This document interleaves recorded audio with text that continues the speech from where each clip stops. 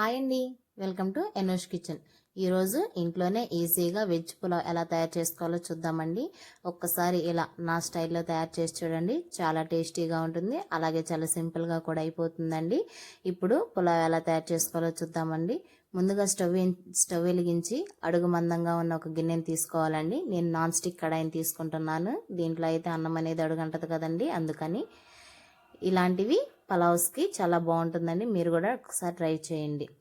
ఇందులోనే కొద్దిగా ఆయిల్ వేసుకొని ఒక స్పూన్ నెయ్యిని కూడా వేసుకుంటున్నానండి. ఆయిల్ కొద్దిగా హీట్ అయిన తర్వాత 4 పచ్చిమిర్చిని చిలుకలుగా చేసుకొని వేసుకోవాలి. అలానే ఒక పెద్ద సైజు ఉల్లిపాయను కూడా చిన్న చిన్న ముక్కలుగా కట్ చేసుకొని వేసుకోవాలండి. ఉల్లిపాయ వేగిన తర్వాత హోల్ బిర్యానీ మసాలాలు ఉంటాయి కదండి, చెక్క లవంగాలు అవన్నీ వేసుకోవాలండి. అవి వేసిన తర్వాత ఒక స్పూన్ అల్లం వెల్లుల్లి పేస్ట్ కూడా వేసుకొని వేపుకోవాలండి. అల్లం వెల్లుల్లి పేస్ట్ వేగిన తర్వాత మనం వెజిటేబుల్స్ అన్ని కట్ చేసుకుంటాం కదండి. నా దగ్గర క్యారెట్, బంగాళదుంప, టమాటా మాత్రమే ఉన్నాయండి. నేను అవే కట్ చేసుకొని వేసుకున్నాను. మీ దగ్గర ఏమైనా ఎక్స్ట్రా వెజిటేబుల్స్ ఉంటే అవి కూడా కట్ చేసుకొని వేసుకోవచ్చండి. వెజిటేబుల్స్ అనేవి 50% వరకు ఉడికితే సరిపోతుందండి. ఇవి ఉడికిన తర్వాత మనం ఎసురు పోసుకోవాలండి. నేను 3 గ్లాసుల బాస్మతి రైస్ని తీసుకున్నానండి. 3 గ్లాసుల బాస్మతి రైస్కి 4.5 గ్లాసు ఎసురు పడుతుందండి. 1 గ్లాసు బాస్మతి రైస్కి 1.5 గ్లాసు ఎసురు పడుతుంది.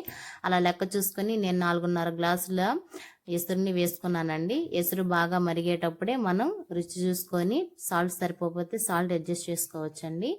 ఈ సాల్ట్ వేసుకున్న తర్వాత ఎసురు బాగా మరుగుతున్నప్పుడే మనం ముందుగా అరగంట ముందుగానే నానబెట్టుకున్న బాస్మతి రైస్ని ఇందులో వేసుకొని గరిటెతోటి తిప్పుకుంటూ హై ఫ్లేమ్లో 10 నిమిషాలు ఉడకనివ్వాలండి. హై ఫ్లేమ్లో 10 నిమిషాలు ఉడికిన తర్వాత సిమ్లో మీడియం టు సిమ్ ఫ్లేమ్లో పెట్టుకొని అన్నాన్ని మధ్యలో మధ్యలో తిప్పుకుంటూ మూత తీసుకొని తిప్పుకుంటూ అన్నం బాగా ఉడికేంత వరకు ఉంచుకోవాలండి. మీకు వీడియోలో చూపిస్తున్నాను చూడండి.